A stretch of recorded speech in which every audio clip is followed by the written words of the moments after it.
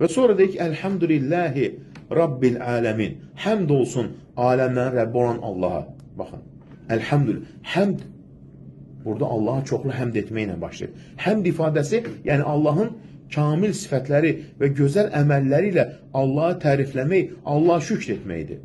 Çünki Allah layiqdir daim tərifə. Çünki mərhəmət sahibi odur, qullarına rəhm edən odur. Və sonra gəlir Rabbil aləmin.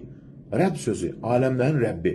Rəbb nədir? Yaradan, tərbiyə edən, qoruyan, idarə edən, nemət verən deməkdir. Aləmlər isə, baxın, Allahdan başqa bütün məxluqat deməkdir. İnsanlar, cinlər, mələklər, heyvanlar, bitkilər, bütün varlıqlar. Rabbul aləmin dedikdə, bütün yaradılmışların Rəbbi, onları tərbiyə edən, yönləndirən, idarəçisi, ruzu verən Allah nəzər tutulur. Ona görə də Rabbul aləmin bu adı ilə başladı Allah Teala və həmçin düşün ki, Allah o qədər əzəmətlidir ki, təkcə sən deyilsən, bütün aləmlərin Rəbbidir.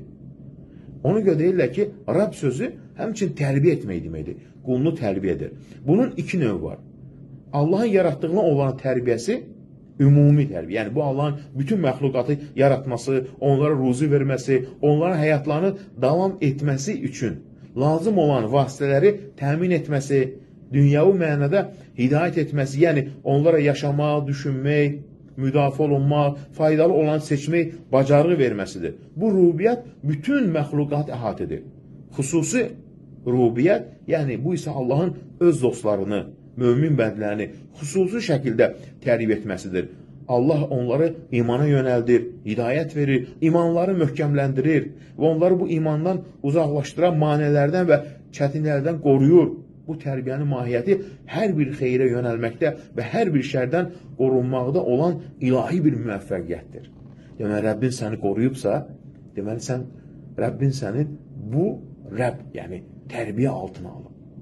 Ona görə Peyğəmbərlər dualarında Rəbb adından istifadə edərlər. Nə deməkdir bu adın hikməti?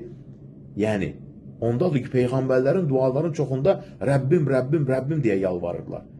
Çünki onların bütün istəkləri və ehtiyacları Allahın xüsusi rubiyyət, yəni qoruyan, yönləndirən, tərbiyə edən, qayğıya qalan adının daxilindədir. Ona görə Peyğəmbərlərlə deyərlər, Rabbi, ey Rəbbim, ya da Rabbənə, ey Rəbbimiz deyərək dua etdikdə, yalnız yaradan deyil, həm də tərbiyə edən, qoruyan, hidayət edən və qayğı göstərən Allahı çağırardılar.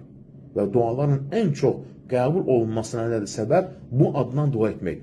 Rəbbim, Rəbbim, Rəbbim, təkrar və yaxud da ki, ey Rəbbimiz, ey Rəbbimiz, cəm formada. Ona görə nədir? Rabbul aləmin ifadəsi də elə budur.